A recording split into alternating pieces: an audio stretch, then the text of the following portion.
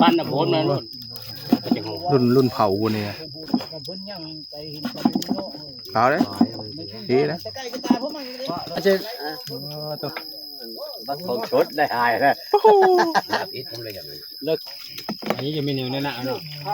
นี่กลางเนาะเอ็ดเนี่ยนิ้วจะเลือกอะไรนิ้วเยี่ยมไม่ไรอ่ะบุญพักจุ๊ตะบานนี่น้องทาดนี่ได้มันตอนนั้นเขาจี้ละลายชื่อมีท่านเคยกินยังไงบอกเคยจ้ะไม่ได้จืดตับนั่นเจ็บเลยตับบานนี่เขาแท้นี่เคยกินนะกินนะจะเข้าน้ำมอเข้าพื้นนี่แม่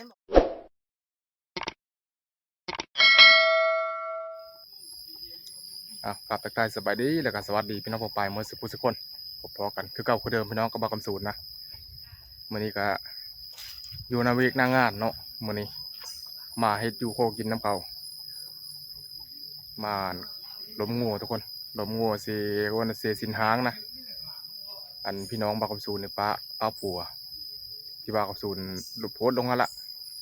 ป้าผัวแล้วก็เลยเฮ็ดคลองเสียสินหางเฮ็ดเอาเองปกตินะทางไฟสายเนาะเสียแต่ว่านี้ทางเฮาเฮ็ดเสียเองเสียสินหางเกินว่ะแบบโปแปลงเนาะโปแปลงคิดคลองให้มันแล้วนะล้มงูตัวนึงมานี่อยู่หน้าพี่ทีมงานเขากำลังจัดการอยู่พาเพชรขาดมายังพันมาเพชรขาดกะอยู่นี่ก็เสียคนแล้วแต่ว่าผมมีไผกาเฮ็ดนะปากคำศูนย์แห่งแล้วอย่างบอกกล้าแล้วปากคำศูนย์มีลูกน้อยเดี๋ยวพาเพชรขาดมาก่อนจัดการเลือดแปลงแล้วก็ซอยจุมานี่กินอยู่นี่ด้วยทุกคนเลยแล้วก็เอามือผู้นำนี่ตอนนี้กำลังโซเลเดียวดูโซเลเดียวว่าไผ่สิเป็นผู้เฮ็ดอันผู้เชือดนะแต่ว่าเพชรขาดก็ยังบ่ทันมาผู้ที่สังหารยังบ่ทันมาเพชรขาดผู้ที่จะเอาเลือดนะมีแต่ไผ่อาสาสมัครให้มันจัดการเลยแต่ว่าคำศูนย์นี่ย่อมแล้วคำศูนย์นี่น่าจะมีคนนั้นจัดการละมีเคยผู้นึงดอกเพิ่นเป็นเคยอยู่อันอยู่เฮิร์นนี่นะอาสาสมัครจัดการเดี๋ยวถ่ายให้เบิ่งไกลๆทุกคนนะตอนเขาเสือดเนี่ยแต่บริถ่ายให้เบิ่งกันบริยับเข้าไปนะยันมันติดเหลืองให้ถ่ายสิประมาณนี้แหละปะซอยจูจับแซ่บ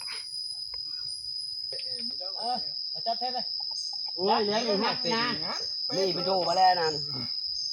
แต่ว่ามีถูกครับไปท่านมือมันด่าดิยาดให้เจอได้เลือดเฮได้จะมีด่าตัวถูกแบบนี้ฮะหมดแล้วอาศัยผู้เติมผู้เบอร์แล้วเปล่ามันไหลเป็กล่ะมาเติมเหล้าขาวแล้วเบอร์นะไหลเป็กเลยอะไม่ได้เปิงน้ำล้าเลย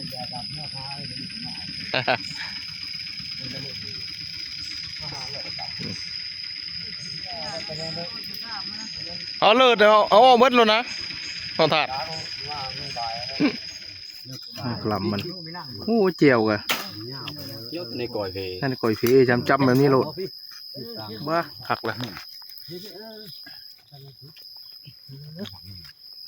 หวานรวมบ้านน่ะโพสมารุ่นเผากูเนี่ยโกงเท้าเลยดีเลยชดเดียวตาเชื่อน้ำยังได้กินแล้วป่ะนี่เหลือไว้เลยนะจะหลัง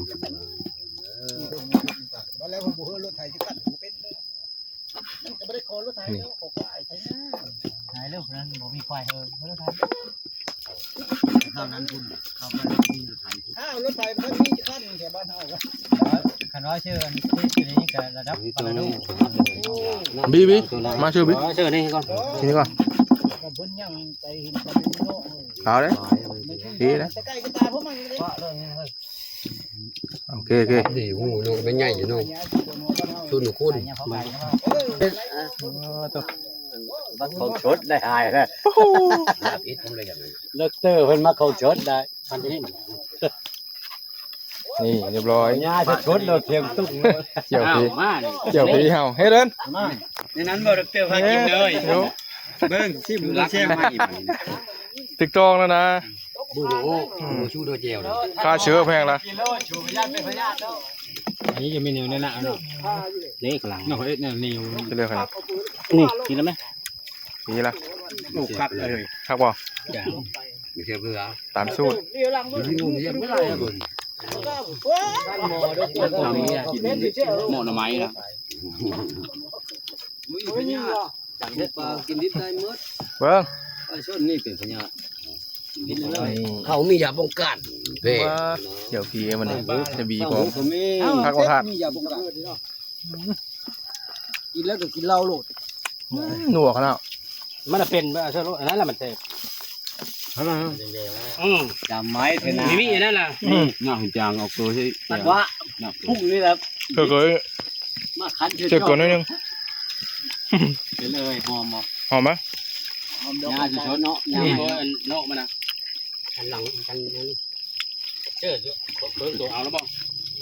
ฮะเจ้าการของการ ง่ายเนาะคือจะฆ่า เรื่องวันนี้ เครื่องตัวแล้ว ชูเนี่ยเชื่อชูว่าเชื่อไปให้แล่นจะให้ นวดได้เลยได้ไหม เนาะมันเนาะ ได้บ่มื้อนี้ ก่อนในตัวนึงหมูเน่าหมูสองเชาะเน่า เจ้าของละ ได้คือไปนอนก็ตื่นนี่ลงตื่นขึ้นมานะนี่แหละ หอมเชื่อ ฮะบ่เอาเฮ็ดต่อเด้อนี่แหละนี่ว่าคะแนนตัวอย่าง 2 อัน ยอด ให้ชาติ ด นี่ อกมาจะโกบเนาะ โยบได้ตัวนี้เฉย ยอดเพราะว่า 2 อันได้ เฮ็ดทำไม่ได้แล้วตัวนี้ จะโกบบอกไปเลยอ่ะของผมนะครับไรคนบ่มาก เจ้านี่นะมึง ไอ้ที่มีมักสิกะถึงมักอ้อมจะพักกับผู้สิมักมีนั้น เฮามากดอก จำบ่น้องมี นึ่งกิน อันนั้นนี่ เดี๋ยวพ่อตัวเห็นตายน้องมีตัวพุ่นโน่มันน้องมีครับตายเพราะไม่เช้านะ น้องนี่จักไปทักกับผู้มาทักกับผู้กิน เป็นเคยแล้วมันเคยได้ ตะบาน น้องเมย์ โอ้แม่นี่ก็ ตัวนี้ฮักจุตะบานนี่ ทั้งหากินแล้วได้ น้องทาด กินน้ำดิ นี่ได้ ปากกันไหน บ่ได้เอาไปกันที่นั้นตัวเป็นช่างเด้อของนายทั้งหมด ทันเจ้าง่ายยานเนาะนี่ของแท้นี่มาไทยหลักนี่ เป็นหน้าโลดพระจ่าพลังโลดโอ้ นี่ เสียมือ ตับมันละวะ รถยอดแล้วกลับ ของ อั แท้หลัง นนี้เสียมือนะใครผู้ดีมันเถอะ มึงขึ้นในตาเลย ผู้ชายนั่นกะสี่คนรถเท้าอยู่ในรถสี่คนกะ มันขึ้นมึงกับขี้ลง มาย่างมันจะแช่รถมาชวนกินให้พึ่งให้มันไปโลด แซ่บดีนะ ใช่บ่ หอมหญ้าเฮ้ยหอมหญ้าไม่ไหม้ โอ้ตูมันจะ ที่สุดเลยเติบ ไป เลย น้ำเจ้าน้ำหน้านู่นตัวตายนี่ว่าเช่นเลยเขาจำลูกนกเลย นั่นเลย เข้าไปแล้วกัน กว่าไว้ทิม ผู้ชายนั้นนั่งตักเข้านั่ง จับไปเอา ตั้งนกน้อยอยู่ พี่ใช้นิ้วนั้นมาจับบ่ รอดได้ตัวนั้น ได้ เนาะ แล้วมาขลังมันตัวนั้นเขาจี้ละลายชื่อ ไม่ใช่เคยกินเลยบ่ ตะบานนี่คือจ้ะ วันนี้ชื่อกับนั่นเจ็บเลย ตับหวาน นี่เขาแท้นี่ มันก็กินกินนะ จะเข้าน้ำหม้อข้าวพึ่งมีแม่นบอกข้างหลังนี่น่ะ บ้าชูเอา เบิ่งค่ะรถกินแต่ข้าวพึ่ง บอกว่าคนตับถ้าประเทศได้กี่ตับนะ มาใกล้หลังเจอเป็ดเจอใกล้ตับแต่เฮาก้อยแต่เก่าได้ ข้าวพึ่งบ่รอด เฮ็ดนะ เวกนาทีมโลด ตับเป็ดตับไก่เจอตับนี่ก้อย ไก่ไก่ไง ไปนะ ที่มดเลย จานในคู่ท่าบ่รู้มากิน โอ้ ดิบ มาขาข้อตัดทีม ตับหมูแต่ก็เอาไม่เคยกินได้ มันเพนี่กินไม่กินน้ำนั้นเนาะ มาแล้ว ลาบประจักษ์ที่เอาชิ้นมันโคกี้มัน แถวบ้านเมย์ประเสริฐเนอไปขอเมย์ประเสริฐนั้นชิ้นหมูนี่เขาซอยแบบชิ้นโง่เฮาได้ขึ้นโต๊ะได้ โธ่แห่งโหด ตับนี่เพิ่นแบบนี้ ปอบหลายแต่นั้นเนาะ บ่กินน้ำ กินได้นั้นได้ เดี๋ยวแล้วหมูเขา ปอบหลายแต่นั้นเลย ของพระนั้นด้วยจ้ะ รถ บ้า มี น หรือบ่มีก็ตามกันพอไว้น้อยนี่เฮาฮับประกันอันนี้เป็นโน่นนี่ตามหมด เฮ้ยยังตีนอยู่ไร บ้านเผื่อบ้านเมือง ท่านนี่มัน เมือง ตีนอยู่ท เมืองพ้นทองเมืองเผื่อพุ่นดี ำนี่ เขากินแบบซอยไปเนี่ยตับถูกอ่ะชิ้นหมูกับ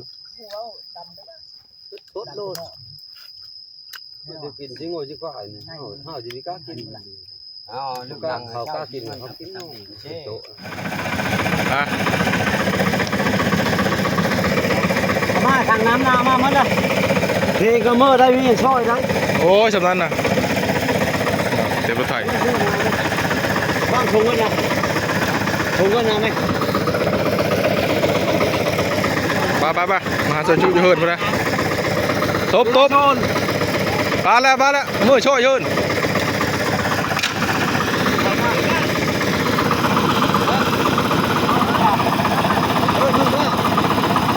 ไป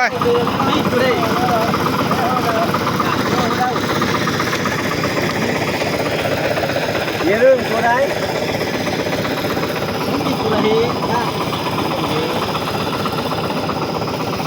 จะมาพี่กันนะ หลายคนเดี๋ยวโคมันนี่ไง พี่นั่นนะแล้วก็ ยางเอาก็มี พี่รถไปน้ำเลยเพื่อนมาเอาเพื่อนกับแม่น เราไปต้มได้ขนาเพื่อท่านไต้ได้ไหน เอา เวลาแม่นี่นะ พวกเอามานี่ได้ไปเลยเพิ่นว่ะผู้ช่วยนี่นะ ใช้เพื่อจะไต้ได้ขนา ผู้จ้าพนเนาะ น้อยใช่ไต้ขนาอะไรได้เลิกแล้วไผ่เนาะไต้ขนาตัวร้องเขาเอาไต้ขนา ไปเชื่อแปลว่า ถูกลูก เชื่อบีเอาเชื่อบีกินน้ำพันหมูเชื่อป้าเชื่อบี โย่ห้องฟ้าตัดคนนั้นอยู่ในบีเฮาถ่ายนี่มีนะครับพี่ชอบบีดอย แม่นยังไม่อาดก็ปอกกัน ถ่ายบีมีครับพี่ชอบถ่ายนี่กันถ่ายเหล้าถ่ายเบบางเท่าครับพี่ชอบได้ นี่แหกเสพเป็นไงเป็นแหกเสพไม่กลับ ช่อยวิไลน่ะเป็นง่อมเว้ย ล่าแล้วล่ามัน ยำจุ๊บกับเลยอะไรแบบนี้มันน่ะ ไอ้คุณว่าเย็นโนด แต่สุดเต้าเลยนะมาหา นั้นมาสู้เราเนี่ยเป็นยังไงพูดได้นอนยืนเลยครับ ไม่ได้โคมใน เขาโชว์ ไม่ได้ทำแชนมันนึงอะไร ว่าไปเลย เยี่ยมไปเยี่ยมมาเข้าแท็กเลอร์กอจะเข้าแท็กโทรศัพท์ไปเลย ว่าไปเลยแก้วนะ เรียพี่เห็นมือช่อยยื้อเขาโทรศัพท์นี่ ยืดซีนหรอ เฮ้ยชี้เลย แม่ชูแม่เอา เอาแม่ เฮ้ยเจอได้ปิ้วได้ ปิ้วได้เขาปั้นแม่ โอ้ ปิ้วนะมันยังเล็กตัวครบแหละ กันปิ้วแล้วพ่อแล้ว เดี๋ยวผู้ชายเงี้ยอยู่เอาลงนี่แหละเอา เออบุบเบบได้นะ มันนี่เงี้ยมีงามก็เลิกเล่าโวยเซ่ขอเล่าข่าวสาวห้า เอาผู้สาวมาเย็นแหละ อันนี้เล่าข่าวปัดเบ้าขี้ร้ายเงี้ยหนึ่งโวยเซ่ นั้นแล้วพ่อไปที่ อยู่ในกันเลยผู้ชนะลาย สีมันน่ะเพิ่งในมาอายุชาติน่ะตั้งเลยโคกูได้โจมาไป จุเจียวเลยเจียวเนาะ ทางไปพึ่งก้อน เจียวนะอยู่ปิ้วนะ10 ลอง มีบอกอยู่พุ่นอ่านจีนเนี่ยเอาไปช่วยนะ มาแล้วก็ดูภาพเก่ง คนไงเอาไปเพิ่มไหมยิ้มตรงเลยคนมา